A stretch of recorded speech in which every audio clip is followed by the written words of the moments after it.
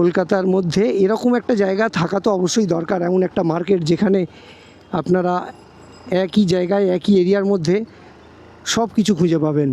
এই ভিডিওতে আমি আপনাদের চাঁদনি মার্কেট দেখাবো।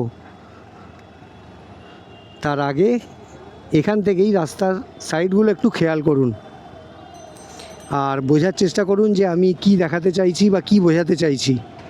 যদি আমার আগের ভিডিওগুলো আপনারা দেখে থাকেন তাহলে খুব সহজেই রিলেট করে নিতে পারবেন যে আমি কি দেখাতে চাইছি। এখানেও কিন্তু একচেটিয়া খাবারের দোকান রয়েছে। এটা এলআইসি বিল্ডিং।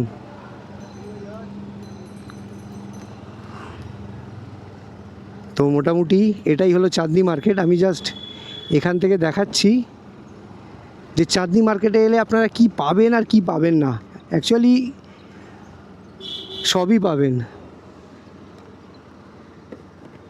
কুছ বলনা হ্যাঁ। তো এখানে মোবাইল রিপেয়ারিং চলছে। এখানে একচেটিয়া লাইন করে মোবাইল রিপেয়ারিংয়ের দোকান আছে। কলকাতা বা কলকাতার আশপাশ থেকে লোকজন মোবাইল রিপেয়ার করতে এখানেই আসে। আর আপনারা যেসব লোকাল দোকানে মোবাইল রিপেয়ার করতে দেন, যারা নিজেরা রিপেয়ারিং জানে না, তারাও এই চত্বরেই আসে, এখান থেকেই রিপেয়ারিং করে। এবার এখানে দেখুন চার্জার থেকে শুরু করে কি না পাওয়া যাচ্ছে। কত ওয়াটের চার্জার ওই বড়টা? 60 60 কত দাম? 200 টাকা।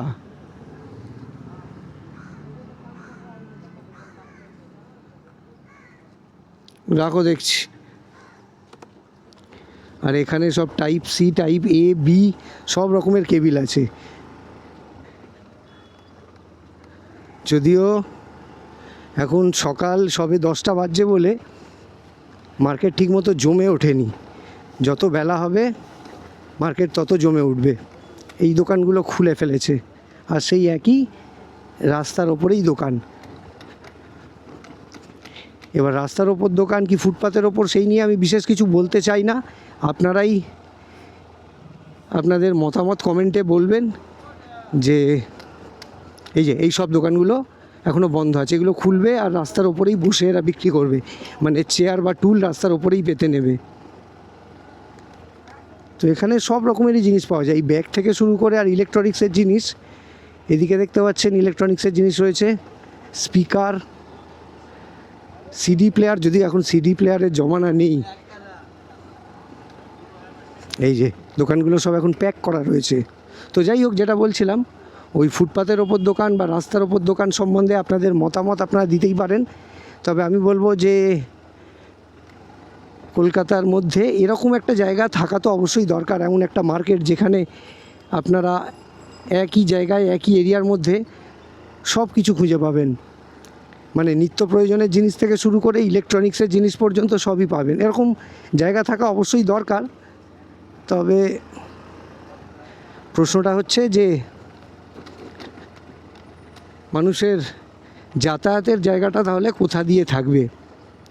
কারণ এই যে মার্কেটটা আমি দেখাচ্ছি, এই দিকে দেখুন লাইট বিক্রি হচ্ছে, লাইট, ফ্যান, তার, মানে ইলেকট্রিকের জিনিস।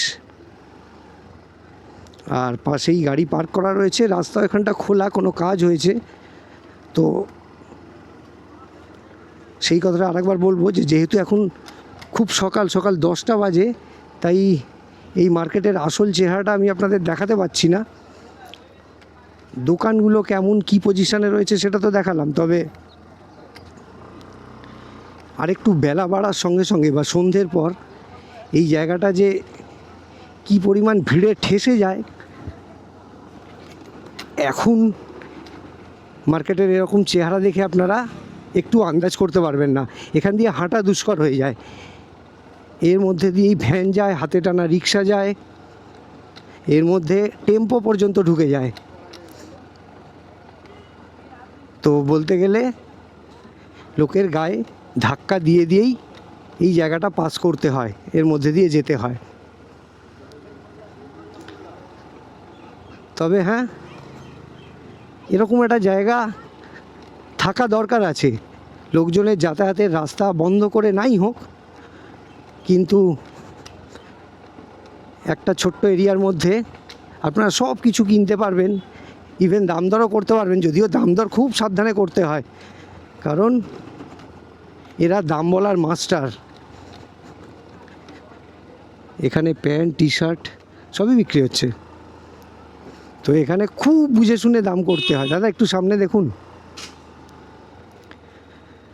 তো এই হলো চাঁদনি মার্কেট। আচ্ছা ঠিক আছে, এখানে ফোনের কভার রয়েছে, একবার দেখুন। কয়েক হাজার ফোনের কভার রয়েছে, মানে আইফোন থেকে শুরু করে আর ওল্ড মডেলের যে কোনো ফোনের কভার এখানে রয়েছে। আর ছোট ছোট ওভেন, এইগুলো খোলা থাকলে, এই প্লাস্টিকগুলো খোলা থাকলে আর একটু ভালো করে দেখাতে পারতাম। যাই হোক,